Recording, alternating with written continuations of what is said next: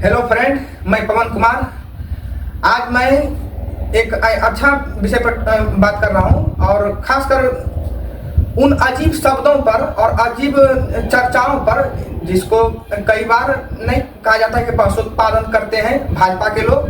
तो उसी संदर्भ में हम 3-4 शब्द के बात बोलेंगे जो एकदम सही शब्द है। जैसे उदाहरण के तौर पर लिबरल का मतलब क्या होता है कि जो मतलब लिबर्टी को सपोर्ट करता है, जो स्वतंत्रता को सपोर्ट करता है, पर्सनल लिबर्टी को सपोर्ट करता है। उसी तरह से एक और शब्द है समाजवाद का संक्षिप्त में यदि अर्थ समझेंगे, समाजवाद का क्या अर्थ है कि पूरे समाज की भलाई करना, ना कि एक पूंजीवाद की ओर जैसे पूंजी की इकट्ठा नहीं करना, बल्कि क्या करना, पूरे समाज के कल्याण के बारे में सोचना। फिर उसी तरह से एक शब्द है और कि सेकुलरिज्म, धर्मनिरपेक्षता या पंथ निरपेक्षता कहिए, सेकुलरिज्म। इस शब्द को भी वो भाजपा वाले या आरएसएस वाले बहुत ही गलत तरीके से पेश करते हैं।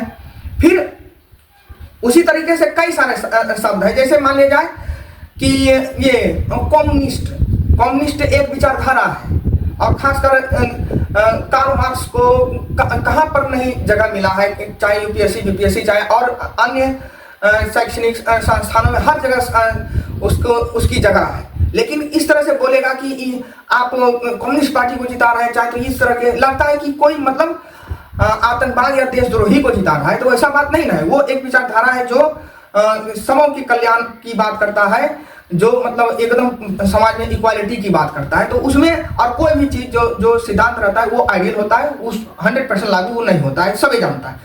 लेकिन आप देखिएगा समाजवाद सेकुलर लोग इस तरह से बोलते हुए आप देखेंगे कि सेकुलर लोग यहाँ पर नहीं बोलना, लिबरल लोग यहाँ पर नहीं बोलना, मतलब ये समझिए कि गाली जैसा रिप्रेजेंट किया जाता है। ठीक उसी के जैसा एक और शब्द है कि परिवारवाद। अब परिवारवाद जैसे भारत कैसे एक्सेप्ट करता है, आप सिंपल एक उदाहरण से लीजिएगा कि जो हमसे प्यार करते रहेगा, जो किसी व्यक्ति से प्यार करता रहेगा, जरूर से जरूर बात है कि उसके बच्चे से भी प्यार करता रहेगा। तो इसमें क्या गुनाह है? तो इसमें कोई गुनाह नहीं है। और भारत की परंपरा सदा से रहा है, भारत क्या पूरी दुनिया की परंपरा रहा है कि जिस इंटिटी को आप जैसे मान लीजिए एक जानवर को भी माने प्यार करते हैं तो उसके बच्चे को भी प्यार करते हैं। तो इसमें माने बुराई कहाँ पर है ये पता नहीं, ठीक है। और यदि परिवारवाद को यदि शासन के तंत्र से जोड़ते हैं कि परिवार के एक व्यक्ति शासन किया फिर दूसरे को सौंप दिए, और उस तराजू पर यदि तौलते हैं कांग्रेस को, जो अभी कांग्रेस है उसको यदि तौलते हैं उसी मतलब तराजू से कि नहीं वो जस्ट लाइक एज ए राजतंत्र है, और इसीलिए पहले जवाहरलाल नेहरू, उसके बाद इंदिरा गांधी, उसके बाद राजीव गांधी, उसके बाद मतलब इस तरह से वो गिराने लगते हैं। लेकिन आप यदि वास्तविकता में जाके देखिएगा, और खासकर हम अभी चर्चा करेंगे कांग्रेस के बारे में ही, कि जब भारत स्वतंत्र हुआ तो उस समय प्रधानमंत्री कौन बने थे? तो जवाहरलाल नेहरू, ठीक है। और वो कब तक रहे?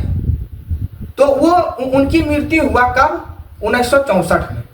अब उनकी जब मृत्यु हो जाता है तो बीच में पूरा उथल पुथल होता है, और उस समय तक इंदिरा गांधी को क्या कहा जाता है? सिर्फ गूंगी गुड़िया कहा जाता है कि मतलब वो बोलने नहीं जानती है या तो इस तरह से कम बोलती है। इस उपनाम से उसको लोग पुकारने लगते हैं। और खासकर जस्ट उसी तरह से मतलब उसको पेश करने की कोशिश किया, उस समय छोटा पैमाने पर हुआ होगा, जिस तरह से राहुल गांधी पर अभी हजारों करोड़ खर्चा किया गया उसको पप्पू साबित करने के लिए। तो ताकि वो ये राजनीति इसलिए चला था उस समय कि वो सोचे भी नहीं कि हम प्रधानमंत्री बन सकते हैं। और उसके पिताजी की मृत्यु जब 1964 में हो गया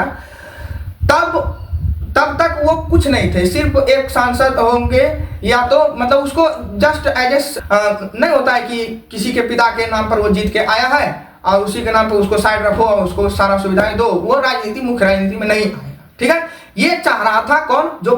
जो मतलब ट्रेडिशनल जो कांग्रेसी था, और खासकर वो उस वर्ग में वैसे लोग थे कि जो कांग्रेसी तो था लेकिन आरएसएस समर्थक था, समझे। और वो जो भारत की जो जाति व्यवस्था है, मनुवादी व्यवस्था है, जो उनको हर पैमाने पर वो एक्सेप्ट करता था। तो उन लोगों ने कभी भी नहीं चाहा कि, और महिला को कभी एक्सेप्ट ही नहीं कर सकता था वो लोग। तो इसी में जब इंदिरा गांधी अपने राजनीतिक महत्वाकांक्षा को आगे बढ़ाते हैं तो वो लोग सारे जो बड़े बड़े नेता थे इनके खिलाफ हो जाते हैं और वो एक अलग मतलब कांग्रेस में ही दो फाड़ हो जाता है, और एक तरफ एकमात्र इंदिरा गांधी बचते हैं मुख्य चेहरा के रूप में, और दूसरी तरफ बड़ा बड़ा नेता जो है उस समय का तत्कालीन नेता जिस समझ सकते हैं कि मोरारजी देसाई यादव, और इस तरह से जितने भी नेता थे वो सारे नेता जो अपने आप को कहते थे कि नामी है और नामी थे भी, वो सारे एक तरफ चले गए और इंदिरा गांधी एक तरफ। दो कांग्रेस का दो विभाजन हो गया। और वो लोग कहता था जिसमें ज्यादा मैंने फेमस लोग थे, वो कहते थे कि यही मुख्य कांग्रेस है, वो वाला मुख्य कांग्रेस नहीं है, ठीक है। और उसके बाद वो चुनाव में दोनों पार्टियां जाते हैं चुनाव में, और चुनाव में भारत किसको चुनता है, भारतीय जनता किसको चुनता है, भारत की जनता किसको चुनता है, तो इंदिरा गांधी को चुनता है। और इंदिरा गांधी को चुनता है इस तरह से नहीं, बल्कि लगभग बहुत ज्यादा वोटिंग परसेंट, लगभग 45% के आसपास था इंदिरा गांधी के वोटिंग परसेंट, जिसका आज के तुलना में यदि तुलना करते हैं तो नरेंद्र मोदी को, जिसको कहा जाता है कि मोदी लहर, उस समय भी मात्र एक 31% वोट मिला था नरेंद्र मोदी को। और लेकिन उस समय जो इंदिरा गांधी जब जीती थी तो उसको लगभग 45% के आसपास वोट मिला था, वोट परसेंटेज। तो इस तरह से, जिस तरह से नहीं कहा था कि आंधी आना, उसी तरह से आंधी आई, और मतलब वो पूरी तरह से ये बहुमत से जीती इंदिरा गांधी, और वो 66 में जाके बनती है प्रधानमंत्री। तो बताइए कि ये पुश्तैनी यदि मिलता तो उसको आराम से मिल जाता। परिवारवाद तब मानते जब जवाहरलाल नेहरू अपने रहते हुए अपने छत्र छाया में उसको प्रधानमंत्री एक बार कम से कम बना देते, तब मान सकते थे। वो उस समय कुछ नहीं थी, एक सांसद थी, और उसको बस उसी तरह से रखने की कोशिश कर रहा था ये जो बड़े बड़े ट्रेडिशनल जो लोग थे, जिसको कह सकते हैं कि जो उस समय आरएसएस के विचारधारा से भी प्रेरित थे, लेकिन राजनीतिक रोटी सेकने के लिए वो कांग्रेस के पास हमेशा से थी, और उस तरह के बहुत लोग थे उसमें। तो लेकिन वो सब क्या हो गए, सब बाहर निकल गए। और उसी के बाद कुछ दिन के बाद देखिएगा कि बाद में जाके 1980 के दशक में जाके बनता है फिर भारतीय जनता पार्टी, जिसको कहा जाता है कि मेरा अपना पार्टी है। तो वही लोग हैं, समझे। तो लेकिन हमारा बोलने का अर्थ ये है, और यहाँ पर गौर करना जरूरी है कि जब इंदिरा गांधी प्रधानमंत्री बनी थी तो उसमें उसके पिताजी का कितना सहयोग था, बस वही कि उसकी बेटी है, ये सपोर्ट था। और जनता उसकी बेटी होने के कारण से जनता उसको लाइक करती थी, ये सपोर्ट था।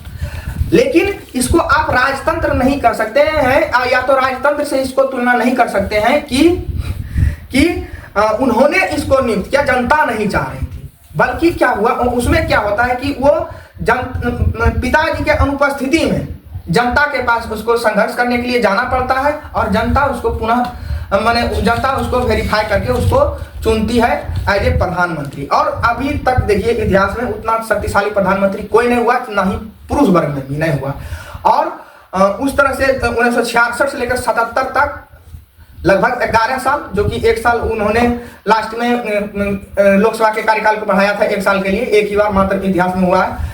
तो वो हुआ, और उसके बाद फिर क्या कहते हैं 77 में जब वो हारी, फिर 80 में बनते हैं, और फिर 80 से 84 में उसके हत्या कर दी जाती है। तो इस तरह से इंदिरा गांधी मैंने बिना मतलब इस तरह से नहीं हुआ कि जिस तरह से उदाहरण के तौर पर देख सकते हैं कि मुलायम सिंह यादव उस समय एकदम बढ़िया राजनेता थे, फेमस भी थे और अच्छा शरीर भी था। उसी समय अखिलेश यादव को मुख्यमंत्री बनाया गया। तो ये एक उदाहरण ले सकते हैं, ठीक है। जो सच्चाई है उसके ऊपर बात होना चाहिए, ये एकदम वैलिड उदाहरण कर सकते हैं। उसी प्रकार से बहुत सारे भाजपा के नेता हैं जो अपने जीवित रहते हुए अपने बेटे को सेटल कर दिए हैं। जैसे उदाहरण के तौर पर लेते हैं कि अमित शाह जी अभी गृह मंत्री हैं, वो अपने बेटा को सेट कर दिए हैं आईसीसी में या तो पूरे खेल जगत में। तो ये होता है परिवार कि अपने रहते हुए उसको सेटल कर देना। आकि उसकी मृत्यु हो गया है, उसके बाद सपोर्ट भी उधर से कुछ भी नहीं आ रहा है, तो वो कैसे। जैसे उदाहरण के तौर पर यदि आप एक और उदाहरण देखते हैं यदि बिहार से, तो बिहार में जैसे लालू प्रसाद यादव है, तो उनकी सत्ता लगभग 15-20 साल पहले खत्म हो गया। अब उसकी इतना स्थिति खराब कर दिया गया भाजपा के द्वारा कि मतलब सोचिए कि पूरी तरह से अस्त व्यस्त कर दिया गया। अब यदि तेजस्वी यादव अपने यदि प्रचार प्रसार के द्वारा या तो अन्य कार्यों के द्वारा मेहनत करके वो यदि सत्ता हासिल कर लेते हैं, यदि मुख्यमंत्री बन जाते हैं, तो इसको ये नहीं कहा जाएगा कि ये परिवारवाद है, क्योंकि उसको फिर वहां पर जनता के बीच में जाना पड़ रहा है। जनता चुनेगा या नहीं चुनेगा, एकदम कोई मतलब कुछ नहीं कर सकता है। तो इसको आप जस्ट इसी प्रकार से प्रधानमंत्री के पद के लिए प्रधानमंत्री को पद को हासिल किया इंदिरा गांधी ने, इसी तरीके से इससे भी ज्यादा संघर्षशील होकर, क्योंकि वो तो एक महिला लड़की होने के नाते भारतीय समाज उसको एक्सेप्ट नहीं करना चाह रहा था। खासकर जो ऊंची जातियों के लोग हैं वो जल्दी एक्सेप्ट नहीं करता है कि महिला नेतृत्व करेगा, लेकिन बहुसंख्यक जो जनता है भारत का, जो गरीब जनता है, जो SC ST OBC आदिवासी है या तो और लोग हैं जो कह सकते हैं बुद्धिजीवी है, उन्होंने महिला नेतृत्व को स्वीकारा और उस समय उन्होंने इंदिरा गांधी जी को जिताकर प्रधानमंत्री बनाए और सबसे शक्तिशाली प्रधानमंत्री अभी तक भी जाना जाता है कि डिसीजन लेने में माहिर है। और अभी देखिए उस समय जब अमेरिका इस तरह से जिस तरह से अभी कर रहा है नरेंद्र मोदी के अगुवाई वाले सरकार के सामने में उस तरह से करने की कोशिश भी किया था, तो उसका जवाब दे दिया था तुरंत। और वो जैसे ठानती थी तो उसको एग्जीक्यूट करते थे, उसको एक अंजाम तक पहुंचाते थे, ऐसा नहीं कि बीच में छोड़ देते थे। तो उससे तुलना आप इसमें नहीं कर सकते हैं।